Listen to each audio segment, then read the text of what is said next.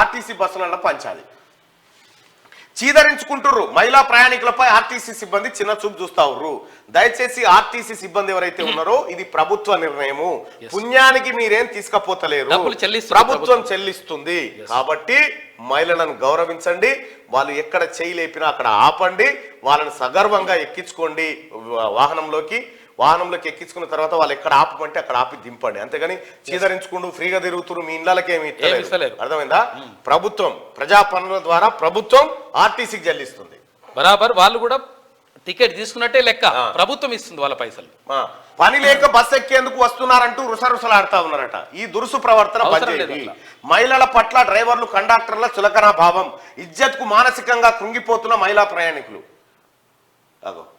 జరగా పనులు చేయకండి, ఇది ప్రభుత్వం ప్రతిష్టాత్మకంగా తీసుకున్న నిర్ణయం. మహిళా సోదరిమణులకు ఆడబిడ్డలకు ఏ ఆపద రావద్దు, వాళ్ళు ఉచితంగా ప్రయాణించాలి అని చెప్పి ప్రభుత్వం నిర్ణయం తీసుకుంది. ఇది ప్రభుత్వ పాలసీ, ఇది 6 గ్యారంటీలో భాగం. మీరు శీధరించుకొని ఇంకోటి చేసి కుదరదు.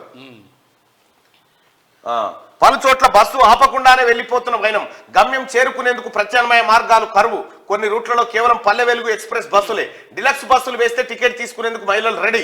మరోవైపు సీట్ల కోసం మహిళల సిగపాట్లు అంటూ ఒక వార్తను చూస్తా ఉన్నాం. ఈ రవాణా శాఖ ఎవరైతే ఎండి సజ్జనార్ గారు ఉన్నారో, ఆర్టీసీ ఎండి గారు, ఈ చిన్న చిన్న సమస్యలు వస్తా ఉన్నాయి, స్ట్రిక్ట్ గా ఆదేశాలు జారీ చేయండి.